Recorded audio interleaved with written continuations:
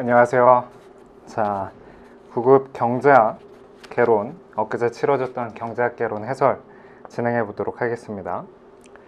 먼저 총평부터 해보자면 평년 난이도랑 유사했던 것 같아요. 평년 난이도랑 유사한데 개인적인 견해로는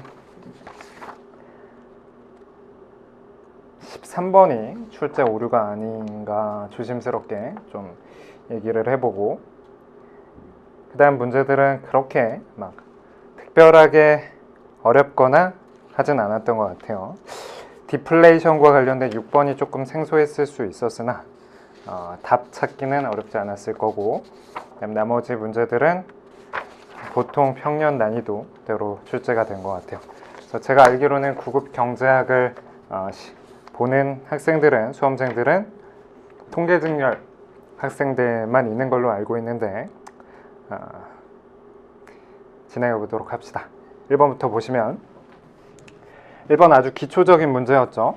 그래서 실업률에 대해서 물어보고 있고, 다른 정보들을 잡다하게 많이 줬지만 기본적으로 실업률은 취업자 수 더하기 실업자 수 분의 실업자 수로 계산할 수가 있죠. 다시 말해서 경제활동 인구 중에서 실업자의 수로 계산할 수 있는데, 그 값은 153만 더하기 27만 분의 27만으로 계산을 할 수가 있고, 이 값은 160분의 27이죠. 아니죠. 180분의 27이죠. 그러면 9로 약분하면 20분의 3 해서 이거는 이제 계산해보면 어떻게 돼요? 100분의 15 해서 15%가 되겠네요. 그래서 정답 2번으로 찾으실 수 있고, 그 다음에 2번을 보시면 인플레이션에 대한 설명으로 옳은 것을 물어보고 있어요. 그래서 인플레이션이 있을 때 우리가 인플레이션 비용이라고 해서, 인플레이션은 소득 재분배를 야기시킨다고 했었어요.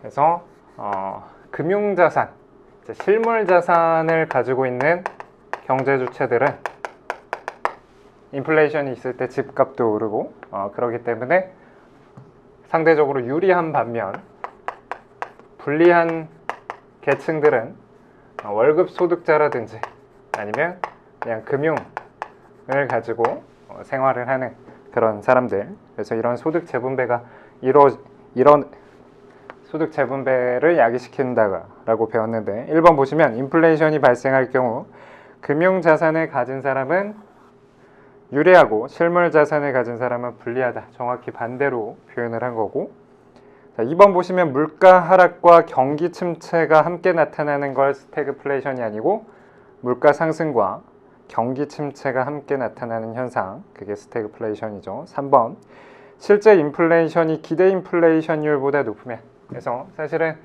좀 더 엄밀하게는 실제 인플레이션율이 있고 이게 사후적으로 계산되는 거고, 사전적으로는 인플레이션을 예상을 할 텐데 실제 인플레이션율이 기대 인플레이션율보다 높다, 이런 걸 이제 통칭해서 예상치 못한 인플레이션이라고 표현하는 거죠. 예상치 못한 인플레이션이다. 그래서 그 예로서는 인플레이션을 기대 안 했는데 실제로 인플레이션이 3%, 4%다 인 경우도 있겠지만, 인플레이션율로 2%로 예상했는데 5%라고 하면 그것도 역시 기대 인플레이션보다 실제 인플레이션이 더 큰 경우고, 그럴 때 이런 소득 재분배가 일어난다고 했었는데, 특히나 이런 경우 이제 인플레이션은 화폐 가치가 떨어지고 상품이나 재화의 가치가 상승하는 거니까 화폐 가치가 떨어지기 때문에 나중에 갚을 때 그 화폐 가치는 한참 낮은 수준의 가치라고 해서 누가 유리해진다? 빚을 진 채무자가 유리해지고, 반대로 채권자는 나중에 돈 받을 사람들은 불리해진다 라고 배웠었죠.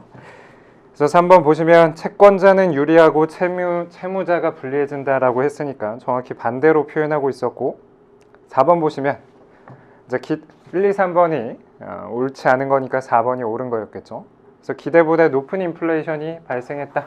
그래서 그럴 때는 경제의 불확실성이 재고될 수 있다. 인플레이션의 비용 중에 하나가 예상치 못한 인플레이션이 자꾸 발생하게 되면 불확실성이 높아지는 거고, 그에 따라서 각종 경제 활동이 위축될 수 있는 가능성이 있다고 설명을 드렸어요. 그래서 여기서 이제 재고된다는 건 높아진다는 거죠. 재고된다. 여러분들 재고랑 헷갈릴 수 있는데 얘는 다시 생각하는 거고 얘는 높아진다. 그래서 불확실성이 높아진다 해서 4번이 옳은 얘기가 되겠네요. 자, 3번 봅시다. 3번, 어느 기업의 비용 함수가 다음과 같을 때 Q는 10인 경우에 대한 설명으로 옳지 않은 것을. 그래서 단기적인 가변 비용, 총 가변, 토탈 베리어블 코스트가 2Q 제곱으로 주어져 있고, 그때 고정 비용, 토탈 픽스드 코스트는 숫자로서 600으로 주어져 있어요. 자, 그러면 사실 우리 한계 비용은 굳이 문제에서 주지 않아도 얘를 Q에 대해서 미분한 4Q라는 걸 우리가 추론할 수도 있었죠. 자, 1번 보시면 단기 평균 비용은 80이다. 언제? Q가 10일 때. Q가 10일 때의 단기 평균 비용을 계산해 볼 건데, 우리가 총 비용은, 평균 비용은 총 비용을 Q로 나눈 값이고, 총 비용은 어떻게 구할 수 있어요? 가변 비용 더하기 고정 비용으로 구할 수가 있겠죠. 그래서 2Q 제곱 더하기 600, 이게 총 비용이 될 텐데, 총 비용을 Q로 나눈 값이 평균 비용이 될 것이고, 그 값은 계산해 보면 2Q 플러스 Q분의 600이 되겠죠. 자, 그러면 이제 Q 값이 10일 때 이 값은 어떻게 돼요? Q 값이 10일 때는, Q가 10일 때는 이 값은 20 더하기 60, 80이 돼서 1번 옳은 얘기고, 단기 한계 고정 비용은 0이다. 여러분들 이제 한계 비용 중에서 여러분들 이런 거 배웠었죠? 단기적으로 베리어블 코스트랑 픽스드 코스트를 합쳐서 총 비용이 되는데, 물론 다 단기 상황이 되는 거죠. 이때 생산량을 하나 늘렸을 때 변하는 총 비용은 이런 식으로 쓸 수가 있는데, 기본적으로 고정 비용은 생산량을 변화시키더라도 고정된 값이기 때문에 이 값은 0이라고 해서 총 비용을 미분해도 한계 비용이 도출되고, 가변 비용을 미분해도 한계 비용이 도출되는 거 잘 배웠었어요. 자, 그러면 요걸 이제 묘사를 한 거죠. 한계 고정 비용이라는 걸 처음 들어봤을 수도 있지만 요걸 묘사한 거예요. 그래서 고정 비용이 변하는 건 없다. 그래서 0이라고 나온 거고, 자, 3번 보시면 단기 평균 가변 비용. 그래서 평균 가변 비용은 뭐예요? 평균 비용에는 평균 가변 비용과 평균 고정 비용이 들어가 있는 거죠. 다시 말해서 이 부분이 평균 가변 비용이 되는 거죠.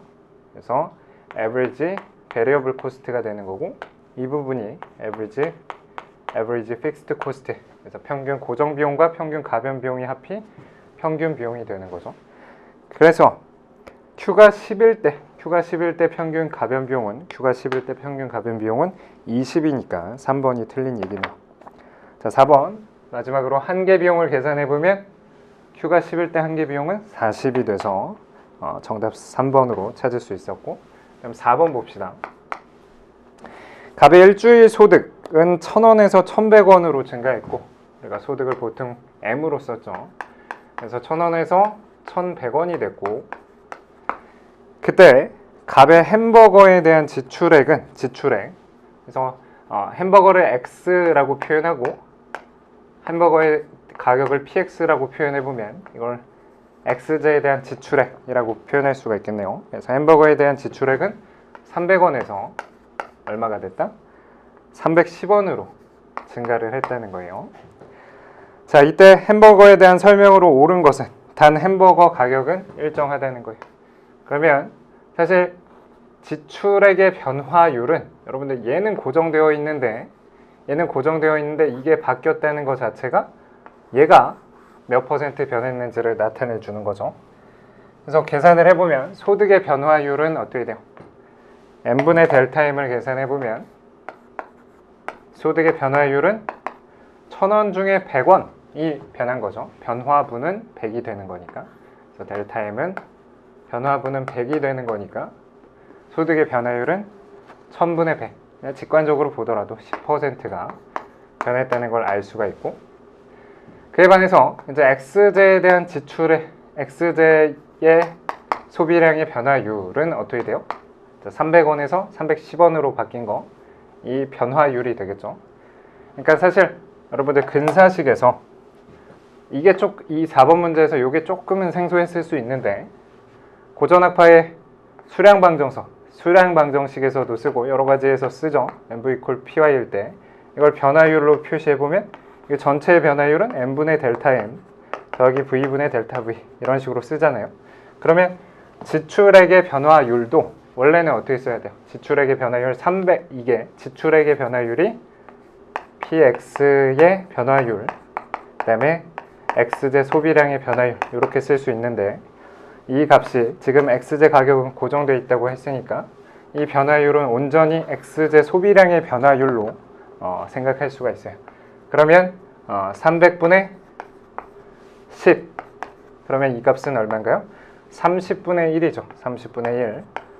그래서 30분의 1은 대략적으로 얼마죠? 0.033 이렇게 내서 3%에 가깝죠. 그러면 소득이 10% 증가할 때 소비가 3% 대략 3% 증가한다는 건 소득의 변화율보다 소비량의 변화율이 더 작다는 걸 알 수가 있고, 그러면 소득 탄력성이 어떤 값이다? 소득 탄력성 값이 1보다 작다. 대신 늘긴 늘었으니까 0보다 커서 이제 소득 탄력성이 0과 1 사이의 값을 가지는 재화를 우리는 정상제 중에서도 필수제라고 표현하죠. 그래서 소득 탄력성이 1보다 크면 정상제 중에서도 사치제가 되는 거 다 배웠어요. 자, 그러면 문제는 뭐예요? 정답은 뭐예요? 1번이 되겠네요. 자, 5번을 한번 봅시다. 5번 보시면 K라는 재화에 대한 수요 함수가 다음과 같이 주어져 있다. 그래서 X제 말고 이제 K라는 재화에 대한 수요 함수, 좀 더 엄밀하게 여기 디맨드라고 해서 D를 써줘도 괜찮겠죠. 그래서 200-4pk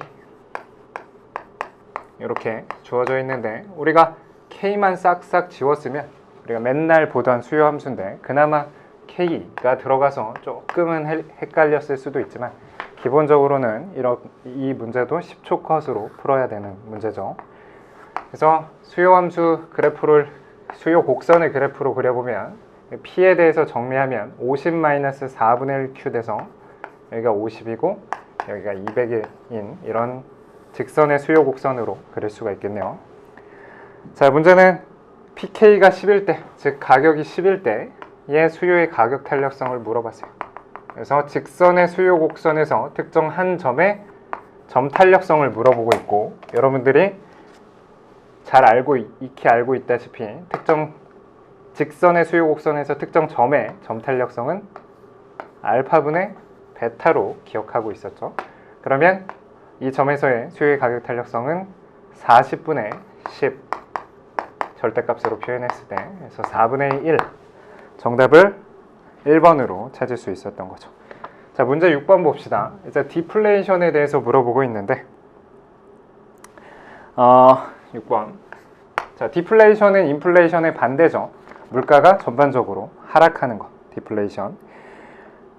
디플레이션이 있을 때는 어떻게 될 수 있어요? 1번처럼 물가가 더 하락할 때를 기다려서 지금 안 살 수 있다는 거죠. 앞으로 가격이 더 떨어질 텐데 지금 안 사고 나중에 사자. 그래서 소비가 지연됨에 따라서 GDP에 부정적인 영향을 초래할 수 있다. 그래서 Y는 C 플러스 I 플러스 G 개방 경제까지 고려하면 순수출인데, 아무래도 디플레이션이 있으면 나중에 사자. 더 싸지는, 더 물가가 하락했을 때 사자. 그래서 소비가 지연됨에 따라서 GDP에 악영향을 미칠 수 있다는 거.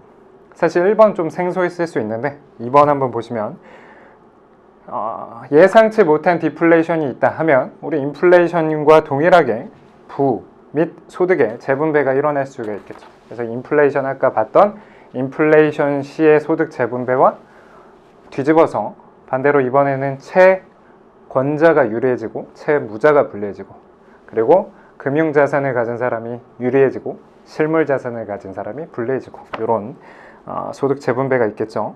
자, 3번 보시면 주식 및 부동산 가격의 하락은, 우리가 물가가 하락할 때 전체 자산들의 가격도 하락할 수 있고, 자산 가격이 하락하면 우리가 부의 효과 혹은 자산 효과 혹은 피구 효과라고 표현하는, 자산 가격이 떨어짐에 따라서 자산 가치가 떨어지면 소비를 줄이는 이런 효과. 그럼 역시 그런 통로를 통해서도 경기가 더 크게 위축될 수 있다라는 게 3번이고, 사실 1, 2, 3번이 좀 생소했더라도 4번이 너무 명확하게 틀렸다는 걸 판단할 수 있는데, 전월 물가 상승률이 10%에서 금월 1%로 하락했다면 디플레이션이 발생한 것이다? 아니죠. 전월에는 10% 상승했고 이번 월에는 1% 상승한 거지.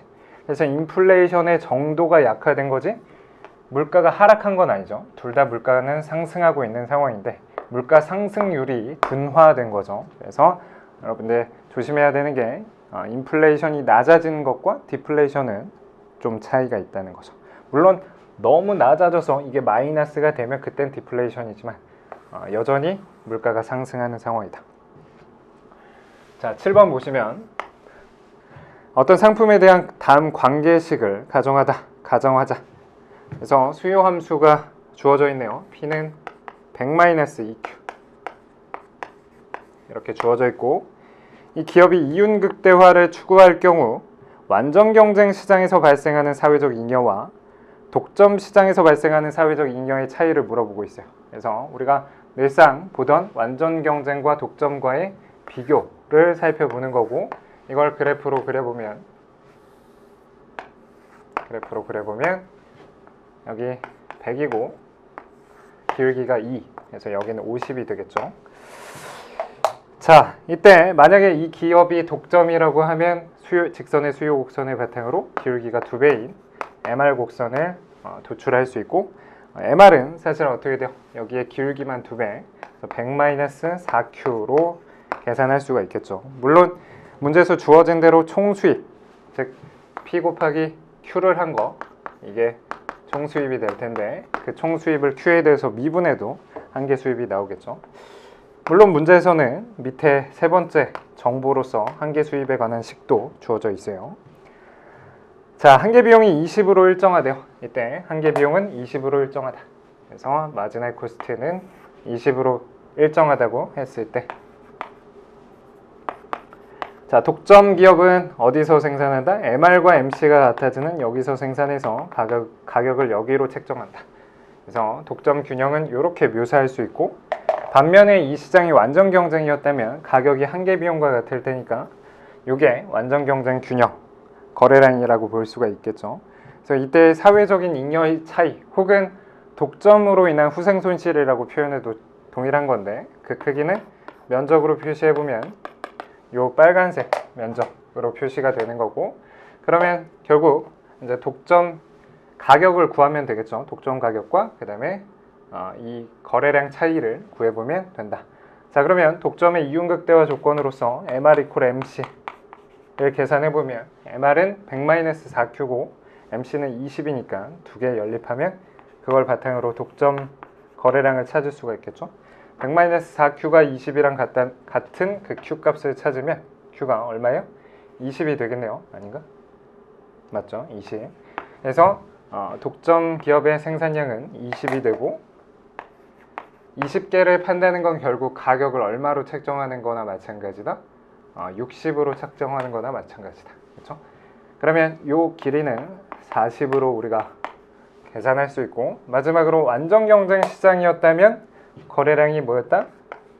P와 MC가 같을 테니까 완전 경쟁 거래량을 찾으려면 100-2Q랑 20이랑 같은 거, 그래서 그 Q 값은 40이 되는 거죠. 그래서 여기서는 40이 된다.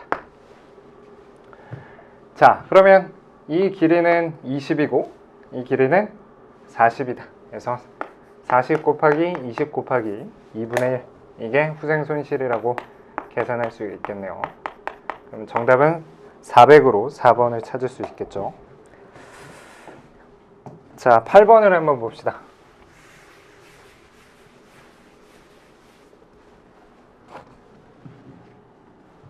8번 보시면 다음 경제 상황에서 초래될 수 있는 현상으로 옳은 것은 가. 경기를 활성화시키고자 사회 간접 자본 분야에 정부 지출을 크게 증가시켰다. 그래서 가 같은 경우는 정부 지출을 늘리는 거기 때문에 확장적인 재정 정책이라고 볼 수 있고, 이거는 총 수요를 증가시키는 거겠죠. 그래서 가는 총 수요를 증가시키는 건데, 우리가 일반적인 우하향하는 총 수요와 우상향하는 총 공급 곡선을 상정하면, 물론 단기 총 공급 곡선, 장기 총 공급 곡선 고려해도 되지만 여기서 이 정도까지만 고려해도 충분하겠죠. 그래서 정부 지출을 늘리면 총 수요가 증가해서 어떻게 된다? 물가가 상승한다. 기본 중에 기본이죠. 그래서 물가가 상승한다. 근데 1번 가는 물가를 하락시킬 것이다 했으니까 틀린 거고, 나를 보시면 원자재 가격이 상승해서 생산 비용이 증가했다. 원자재 비용이 상승한다. 대표적인 공급 측 충격이었고, 공급 측 충격이 있을 때는 이 총 공급 곡선이 좌상방으로 이동해서 이렇게 변하는 거죠. 그래서 아까 가는 이렇게 변한 거고, 나는 이렇게 변한 거다. 그래서 나는 실질 GDP를 증가시키는 게 아니고 감소시키는 거죠. 그래서 이런 총 공급 충격이 있을 때 우리가 스태그플레이션이 발생할 수 있다. 물가는 상승하면서 총 소득, 국민 소득은 감소할 수 있으니까. 자, 3번 보시면 다는 물가를 상승시킬 수 있다 했는데, 다는 뭐예요? 경기 전망이 밝아지자 투자를 대규모로 증가시켰대요. 그래서 다도 마찬가지로 가랑 다는 동일하게 이제 투자를 증가시키든 정부 지출을 증가시키든 다 총수요를 증가시키는 거니까 이때는 물가를 상승시킬 수 있다. 3번이 맞는 얘기고, 4번 보시면 총공급 증가 요인이 아니고 총수요 증가 요인이 되겠죠. 여러분들 가 문장 4번 문장에서 4번 지문에서 약간 헷갈릴 수 있는 게 사회 간접 자본 분야의 정부 지출을 증가하면 간접 자본이 늘어나고, 자본이 늘어나면 총 생산이 늘어나는 거 아니냐, 총 공급이 증가하는 거 아니냐라고 생각할 수 있는데, 그게 이제 장기적으로는 그렇겠죠. 그래서 투자 같은 것도 단기적으로는 총 수요를 늘리고 장기적으로는 총 공급을 늘릴 수 있겠죠. 마찬가지로 정부 지출을 할 때 소모적인 지출을 하는 게 아니고 사회 간접 자본에서 사회 간접 자본이라든지 기술 혁신에 투자를 하게 되면 단기적으로는 총 수요를 늘리는 거고, 장기적으로는 생산성이 좋아짐에 따라서 총 공급을 늘리게 되는 거죠. 여튼 그 부분에 대해서 설명드렸고, 자, 9번을 한번 볼까요? 9번도 우리 성장회계에서 늘상 많이 보던 그런 문제죠. 그래서 생산함수가 다음과 같이 주어져 있다. y는 a 곱하기 k 0.4 l에 0.6.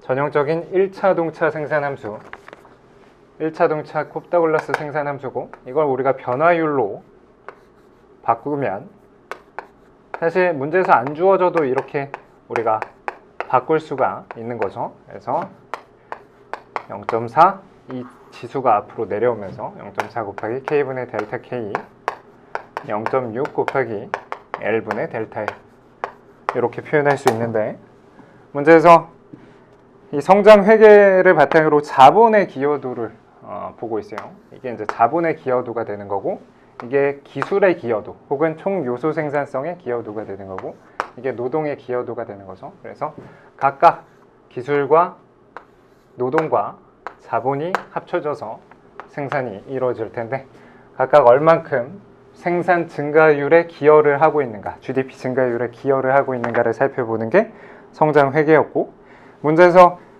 첫 번째로 경제 성장률은 5%래요. 요값은 5%라고 나와 있고, 그 다음에 노동 증가율이 5%래요. 그래서 얘는 5%다. 마지막으로 총 요소 생산성 변화율이 1%래요. 얘가 1%. 자, 그러면 이거 계산을 해보면 0.6 곱하기 5% 하면 얘가 5%일 때 0.6 곱하기 5% 하면 3%가 되죠. 그러면 5% 경제 성장 중에서 1%는 기술 증가에 의해서 기여된 부분, 기술 증가가 기여한 부분이고, 이 3%는 노동 증가가 기여한 부분이고, 나머지는 자본 증가가 기여한 부분인데, 그 값을 계산해 보면 1%라는 걸 알 수가 있겠네요.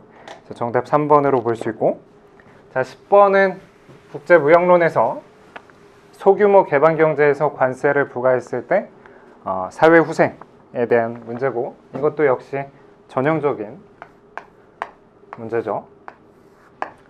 그래서 국내 수요와 국내 공급이 만나는 점에서 국내 균형 가격이 결정되지만 국내 균형 가격보다 싸게 수입할 수가 있어서 소규모 개방 경제에선 이 가격 하에 얼마든지 사올 수 있기 때문에 개방 후에 가격이 세계에서 결정된 가격을 주어진 것으로 받아들이는 거죠. 그래서 소규모 개방 경제에서는 가격 수용자로서 역할을 하게 되는데, 자, 그래서 이제 P0라는 가격하에서 수입할 수 있었는데 관세를 부과해서 관세만큼 가격이 상승할 수 있겠죠. 좀 더 정확하게는 관세만큼 국내 가격만 상승하는 거죠. 세계 가격은 변하지 않고. 그래서 국내 가격이 상승했을 때 가격이 높아지면 소비자는 안 좋고 생산자는 좋아요. 생산자가 얼마큼 좋아지냐? 원래 관세 부과 전 생산자 잉여는 이 가격 하에서 이만큼 팔고 있었으니까 원래 생산자 잉여였고, 자 높아진 가격에 생산량을 늘렸으니까 이만큼이 생산자 잉여의 증가 폭이죠. 그래서 1번 관세 부과 후 생산자 잉여가 A만큼 감소한다가 아니고 A만큼 증가한다라고 표현해서 쉽게 답을 찾을 수 있었고, 여러분들 알다시피 소비자 잉여는 얼마큼 감소해요? 소비자 잉여는 가격은 높아지고 원래 이 가격 하에서 이만큼 소비하고 있었으니까 최초 소비자 잉여였는데, 가격은 높아지고 소비량은 줄었으니까 바뀐 소비자 잉여가 이렇게 돼서 소비자 잉여의 감소폭은 이 빨간색 사다리꼴 면적이에요. 그래서 이제 감소한 소비자 잉여 중에 일부는 생산자 잉여로 충당이 되는 거죠. 그래서 관세를 부과했을 때, 직관적으로 관세를 부과했을 때 소비자들은 안 좋아지고 생산자들은 좋아지는데 소비자들의 안 좋아지는 정도가 더 크다라고 표현을 했었고, 그러면 사회후생 감소가 이만큼이냐, 이 나머지 면적만큼이냐, 다시 말해서 BCD만큼이냐는 아니라는 거죠. 왜냐? 제3의 경제주체인 정부가 들어와서 관세를 부과하면 관세 수입, 조세 수입이 생기고 그 크기가 요 사각형이죠. 그래서 관세 부과 후 소비량은 이만큼, 공급량은 이만큼이니까 이 초과 수요만큼을 수입해오는 거죠. 그래서 수입량 곱하기 단위당 관세를 곱하면 그게 관세 수입이 되고, 그러면 소비자 잉여 감소 중에서 생산자 잉여 증가와 관세 수입으로 충당되지 않는 부분은 날아가 버렸기 때문에 그 부분은 요 삼각형으로 관세로 인한 사회후생 손실을 묘사하는 면적이 되는 거죠. 자, 11번 공공재가 가지고 있는 중요한 두 가지 특성, 이런 건 이제 1초 컷이죠. 그래서 배제도 불가능하고 경합도 발생하지 않는 게 공공재다. 자, 12번 보시면 X재에 대한 수요가 증가하는 경우, 그래서 우리가 수요 함수라고 해서 X재에 수요에 영향을 주는 건 당연히 그 재화 가격, 다른 재화 가격, 소득, 기타 등등이 있을 텐데, 수요의 법칙이라고 해서 그 재화 가격과 그 재화 수요량의 관계는 음의 관계를 갖기 때문에 우하향하는 수요 곡선으로 표현이 되는 거고, 그렇죠? 가격이 상승하면 수요가 줄고 가격이 하락하면 수요가 는다. 대신 이제 일정하다고 가정했던 다른 요인들이 변하면 곡선 자체가 이동할 텐데, 그걸 우리가 수요의 변화라고 표현했고, 특히나 이제 수요가 증가하는 경우는 뭐가 있었어요? 첫 번째, 이 다른 재화 중에서 보완재 가격이 하락하면, 마트에 갔는데 돼지고기 가격이 절반이다. 그러면 돼지고기 사면서 덤으로 상추도 같이 사게 되겠죠. 그래서 돼지고기 가격이 하락하면 상추, 보완제인 돼지고기 가격이 하락하면 상추 수요가 늘어나는 거. 반면에 이제 대체재 가격은 어때야 돼요? 대체재 가격이 싸지면 얘 안 소비하고 대체재로 대체할 테니까 대체재 가격은 상승하면 수요가 증가하는 거죠. 그래서 이제 정답 1번으로 어렵지 않게 찾을 수 있고 3, 4번에 대해서 설명하면 이제 소득이 증가한다고 무조건 수요가 증가하는 건 아니죠. 소득이 증가하더라도 수요가 감소하는 게 열등제였고, 그러면 3번처럼 X제가 만약에 정상제라면 수요가 증가하려면 소득이 증가해야 되고 4번처럼 X제가 열등제라면 소득이 감소해야 수요가 증가하겠죠. 자, 13번을 봅시다. 아까 살짝 언급드렸던 13번은 개인적으로는 답이 안 나오는 것 같은데, 자, 현재 국제유가 급등으로 휘발유 가격이 폭등을 했대요. 그래서 이제 수요, 공급이 있는데 제가 출제자 의도대로 한번 풀어보고 어떤 점이 좀 잘못된다를 보시면, 일단 기준을 뭘로 잡느냐에 따라서 다를 것 같아요. 그래서 기준은 이제 충격이 두 개가 있었던 거죠. 뭐가 있었냐? 첫 번째로는 유가 급등이라는 충격이 있는 거예요. 첫 번째로는. 그래서 유가 급등으로 인한 휘발유 가격 상승이 있는 거죠. 여기 이제 휘발유 시장을 생각하는 건데,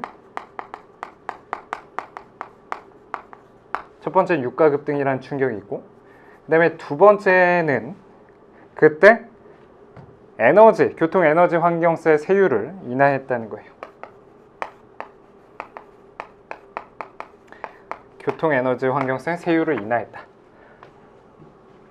그래서 여러분들 휘발유 속에 각종 세금이 덕지덕지 붙어 있는데 그 중에 하나가 이 교통 에너지 환경세인데 이 세율을 인하했다는 거예요. 자, 그러면 첫 번째 충격으로는 사실 뭐예요? 유가가 급등하면 공급이 한계 비용이 상승한다. 혹은 공급이 이렇게 줄어들겠죠. 이렇게 되고. 자, 그 다음에 두 번째로는 세율을 인하했다고 했는데 이게 조금 애매한 게, 우리가 세금은 세금을 안 부과하다가 부과하는 경우를 많이 상정하지만, 뒤집어서 세율이 있다가 세율을 인상하는 것도 동일한 거고, 그럼 반대로 세율을 인하하는 거는 세금을 부과하고 있다가 세금을 덜 부과하는 상황이니까. 근데 이 교통 에너지 환경세는 과연 공급자에게 부과하는 거냐, 이제 수요자에게, 즉 생산자에게, 공급자에게 부과하냐 소비자에게 부과하냐 했을 때는 법적으로는 사실 이제 소비자에게 부과한다고 볼 수가 있는데, 출제자 생각에는 이렇게 보신 것 같아요. 기준을 예로 잡은 것 같아요. 최초 상황이 예로 잡은 거. 최초 상황은 유가가 급등해서 이게 지금 이제 최초 상황이라고 보신 것 같아요. 그래서 이때 세율을 인하하게 되면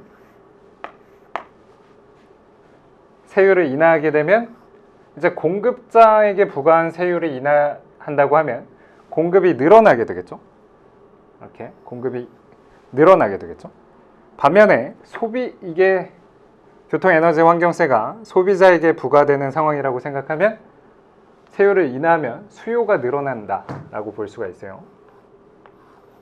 근데 이것에 대해서도 사실 이제 명백하게 조건을 제시를 안 했는데, 출제자분은 어떻게 생각을 했느냐 했을 때,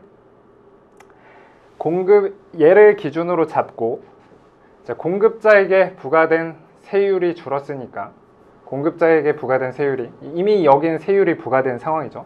그러다가 유가가 상승했고 여기를 기준으로 이제 세율이 인하됐으니까 마치 얘가 줄어들어서, 그런 측면에서 1번 소비량 변화 없다 틀렸고, 그 다음에 2번 소비량 감소한다도 틀린 거고, 그 다음에 3번 시장 가격은 변화 없다도 틀린 거고, 4번 시장 가격이 하락한다, 이렇게 이제 설명을 하신 것 같아요. 기준을 예로 잡으면 얘밖에 없으니까. 나머지 1, 2, 3번이 없으니까.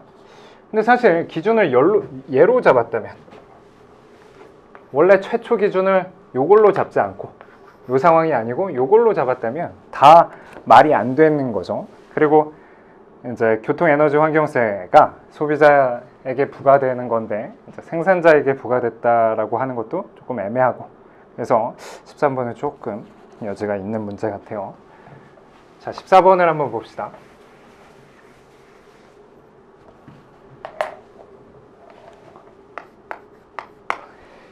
완전 고용 상태에 도달한 경제에 대한 설명으로 옳은 것은, 완전 고용이라는 건 전부 다 고용된 게 아니고 뭐만 있다? 이제 자연스러운 실업만 있는 거.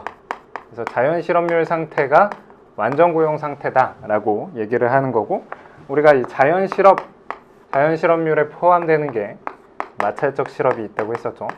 교수님들에 따라서 구조적 실업까지 포함하는 경우도 종종 있긴 하지만 그래도 일단은 마찰적 실업은 확실하게 들어가는 건데, 1번 보시면 완전 고용 상태에 도달한 경제는 실업률이 자연 실업률과 일치한다. 맞는 얘기네요. 그래서 1번이 답이 되고, 2번 마찰적 실업이 존재하지 않는다가 아니고 마찰적 실업만 존재한다. 혹은 한 발 양보해서 마찰적 실업과 구조적 실업이 존재한다.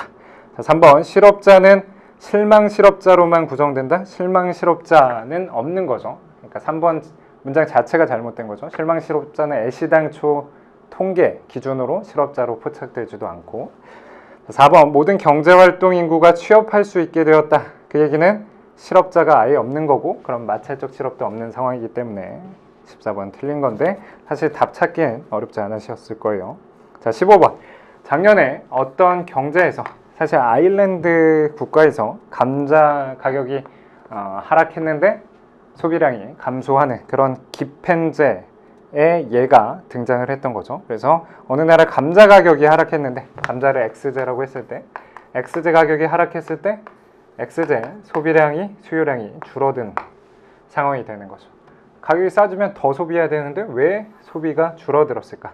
수요의 법칙을 만족하지 않는 재화고, 이런 재화를 우리가 기펜제라고 표현했는데, 보다 엄밀하게 가격의 변화는 대체 효과와 소득 효과를 야기시킨다고 배웠었고, 대체 효과에 따르면 상대적으로 싸진 재화 소비는 늘린다. 반면에 이제 소득 효과에 따르면 재화 가격이 하락하면 실질적으로 재화 가격이 하락하면 실제 소득이 증가하는 효과를 가지는데, 소득이 늘어날 때 소비량이 감소하는 열등제의 경우 대체 효과와 소득 효과가 상반된 힘을 가지고 있고, 만약에 이런 음의 소득 효과가 대체 효과를 압도해버리면 X제 소비량이 줄어든다는 거죠. 그래서 X제 소비량을 X로 쓸 수도 있고 이렇게 QXD로 쓸 수도 있는데, 여튼 1번 보시면 감자는 기펜제이다 맞고, 2번 대체 효과에 의해서는 소비량이 증가한다. 3번 소득이 증가할 때 소비량이 감소한다. 열등제. 기펜제는 열등제이다.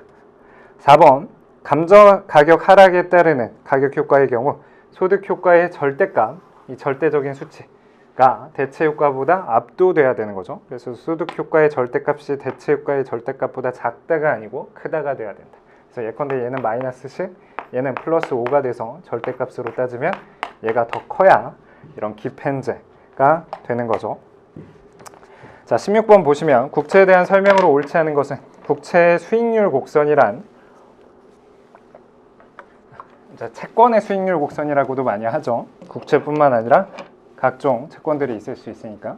그래서 수익률 곡선이란 만기와 만기 수익률 간의 관계를 나타낸 것, 수익률 곡선의 정의였고, 자, 이번 만기 수익률은 국채 가격과 정의 관계에 있다. 여러분들 채권 가격과 제가 이자율은 음의 관계가 있다고 표현을 했는데, 여기서 말하는 이자율이라는 게 만기 수익률이었던 거죠. 만기까지 가지고 있을 때 기대되는 수익률. 그래서 만기 수익률과 국채 가격은 정의 관계가 아니고 음의 관계에 있다는 거 기본적으로 봤던 거고, 유동성 프리미엄 이론에 따르면 투자자들이 유동성 위험을 감안해서 장기 채권보다, 유동성이 뭐가 더, 유동성이라는 건 쉽게 거래에 이용할 수 있는 거기 때문에, 거래에 이용할 수 있으면 유동성이 높다라고 표현을 하는 건데, 장기 채권은 묶어둬야 되니까 유동성이 낮은 거고, 그런 유동 그런 거에 대해서 보상을 해주는 거, 즉 수익률을 더 높여야만 장기 채권을 사게 된다. 그래서 상대적으로 사람들은 단기 채권을 선호할 수 있다라는 게 3번 얘기죠. 자, 4번은 일반적으로 정부의 국채 발행은 확장적인 재정 정책을 위한 재원 조달의 목적으로 이루어진다. 그래서 정부 지출을 늘리기 위해서 세금을 더 거둘 수도 있지만 그거보다는 공채 발행을 통해서 재원 조달을 하게 되고, 그게 경제적인 효과가 있느냐 없느냐에 대해서는 사실 뭐 리카도 대등정리라든지 이런 걸 배웠었던 거죠. 17번 보시면 어느 기업이 생산하는 물품에 대한 종량세를 부과하는 경우 소비자에게 전가되는 조세 부담이 가장 큰 경우. 17번도 사실은 조금은 억지를 부리려면 억지를 부릴 수 있긴 해요. 왜냐면 종량세라고 해놓고 적용되는 세율이 동일하다라고 표현을 해서 약간은 문제가 있긴 한데, 그래도 여지없이 너무나 보기들이 명백하기 때문에 얘는 답을 1번으로 찾을 수밖에 없는 게 이제 조세 부담 전가가 가장 큰 경우. 그래서 우리가 기본적으로 공급자에게 생산자에게 물품세 혹은 종량세를 부과하는 상황으로 상정했을 때 상대적인 조세의 귀착은 조세의 실질적인 귀착에 영향을 주는 건 소비자랑 생산자의 상대적인 탄력성이라고 했었죠. 그래서 이제 수요의 가격 탄력성, 공급의 가격 탄력성, 그리고 수요의 가격 탄력성. 물론 계산 문제 테크닉 할 땐 기울기 가지고 제가 설명을 드렸지만, 이제 말 문제는 상대적으로 이 값이 크면 상대적으로 수요의 가격 탄력성이 큰 거니까 탄력성이 클수록 귀착이 적어진다고 했었죠. 그럼 여기서 소비자에게 전가된다, 즉 소비자에게 귀착되는 값이 소비자에게 많이 귀착되려면 이게 상대적으로 작은 거니까, 이게 상대적으로 작다는 건 수요의 가격 탄력성은 작으면서 공급은 상대적으로 탄력적인 거. 그래서 소비자가 많이 때려 맞을 때는 소비자가 비탄력적이고 상대적으로 공급이 탄력적인 경우, 그걸 이제 1번으로 볼 수밖에 없는데, 이것도 그나마 억지를 부려보면 제가 억지를 부리는 사람 같아 보이긴 하는데, 이제 종량세라고 해놓고 세율이라고 해서 좀 이상하잖아요. 그래서 만약에 1번이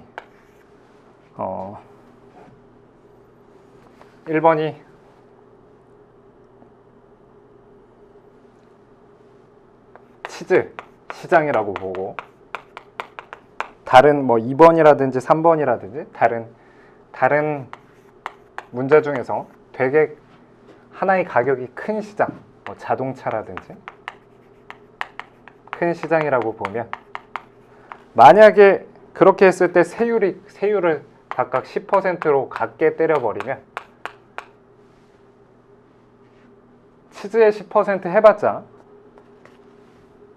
조세가 얼마 안 되고, 그 중에 전가되는 부분, 그 다음에 자동차 가격의 10%는 엄청 크기 때문에 그 큰 거에서 일부 전가되더라도 절대적인 크기로 따지면 밑에 게 더 클 수도 있겠죠. 사실 이건 억지긴 한데, 여튼 종량세라고 해놓고 세율이라고 표현해서 약간의 여지가 있으면 설명을 드려봤고, 자 18번 한번 보시면, 잠재 산출량 수준에서 생산하던 경제 균형이 외생적인 충격으로 인해서 A에서 B로 이동했대요. 그래서 A에서 B로 이동한 상황은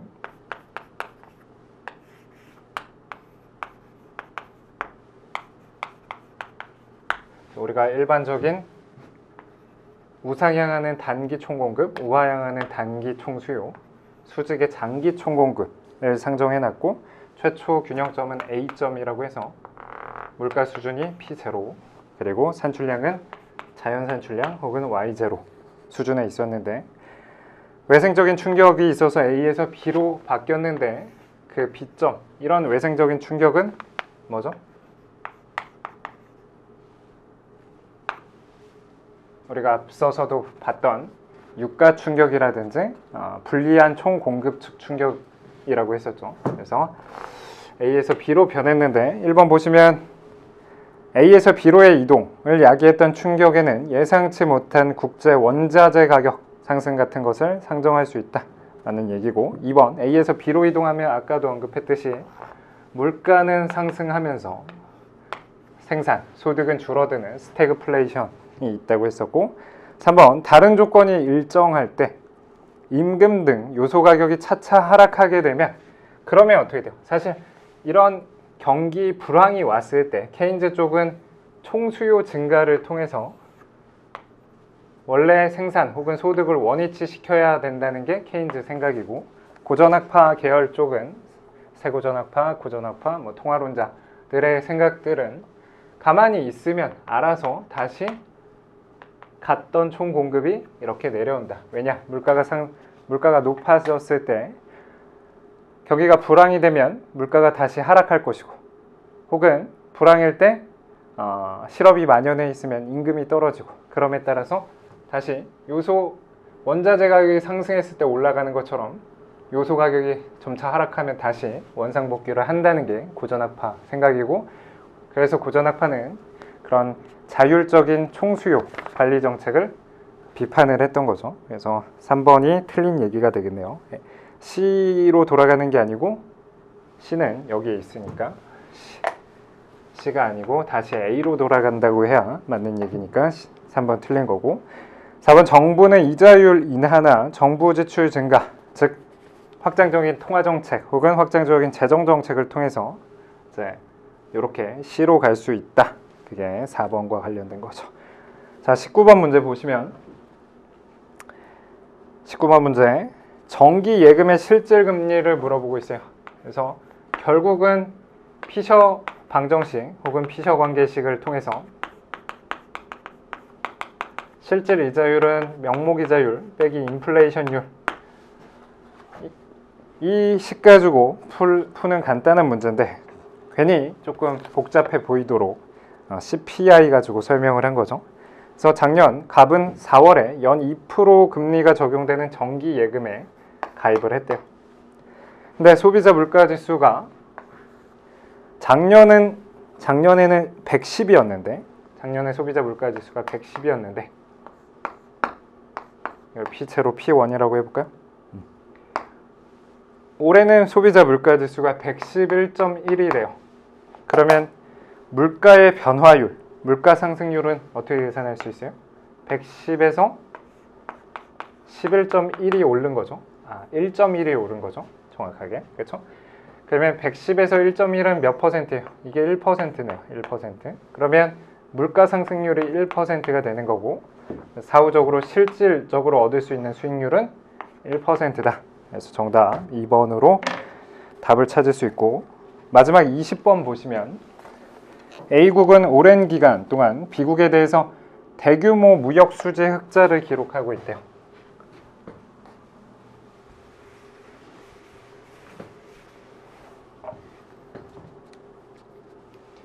그래서 A국이 있고 B국이 있는데, 얘랑 무역을 했을 때 A국이 흑자를 기록하고 있다는 거죠. B국은 상대적으로 적자라는 거죠. 보면 A국이 수출하는 건 많은데 B국한테 수입하는 건 좀 적은 상황이죠.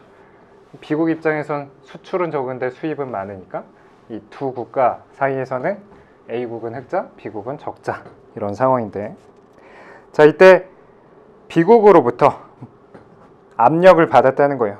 그래서 우리 한중일, 미국 이렇게 볼 수도 있고, 이런 문제를 해결하기 위한 조치로서 옳지 않은 것을, 그래서 이 20번도 약간은 전형적인 문제는 아니죠. 무역 정책을 다 일괄적으로 한꺼번에 종합적으로 묻는 문제가 되는 건데, B국은 A국 제품에 대해서 수입 관세를 높인다. 자, B국이 A국에 대해서 수입 관세를 높인다는 건 수입을 줄이는 거죠. 그럼 얘가 조금 줄어드는 거예요. 그래서 얘가 줄어드는 거, 다시 말해서 A국의 수출 빼기 수입, B국의 수출 빼기 수입인데,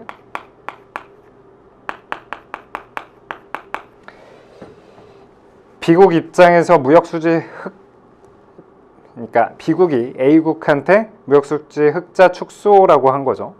그러니까 A국이 흑자 되니까 얘를 좀 줄여라 라는 거죠. 그러면 B국이 이걸 줄이기 위해서는 둘 중에 하나죠. 뭐예요? 하나는 수출을 줄이거나 하나는 수입을 늘리거나 이게 되겠네요. A국의 무역수지 흑자를 조금 축소하기 위해서는 다시 말해서 A국이 B국으로부터의 무역수지 흑자를 줄이기 위해서는 수출을 좀 줄이거나 수입을 늘리는 건데 방금 봤듯이 1번 같은 경우가 A국의 B국 수출을 좀 줄이는 거고 2번 보시면 A국은 B국 제품에 대해서 수입 관세를 낮춘대요. 그러면 A국이 B국한테 부과하던 관세를 낮추면 이게 좀 증가하는 거죠. 그래서 2번은 이게 적용되는 거고 그래서 둘 다 옳은 정책이고 3번 보시면 A국은 수입선 다변화를 통해서 B국으로부터 수입을 줄인다? B국으로부터 수입을 늘려야 되는데 B국으로부터 수입을 줄이면 안 되는 거니까 3번 틀린 얘기가 되겠네요. 자, 4번은 어때요? A국은 수출 다변화를 통해서 B국의 수출을 줄인다. 그래서 4번은 정확하게 맞는 얘기. 자, 이렇게 이제 볼 수가 있었고 13번이 조금 애매했던 거 빼고는 전형적인 문제였던 것 같아요. 그래서 만에 하나 올해 좋은 결과가 좀 부족했더라도 조금 더 노력해서 다음에는 좋은 결과 있길 바라겠습니다. 수고하셨습니다.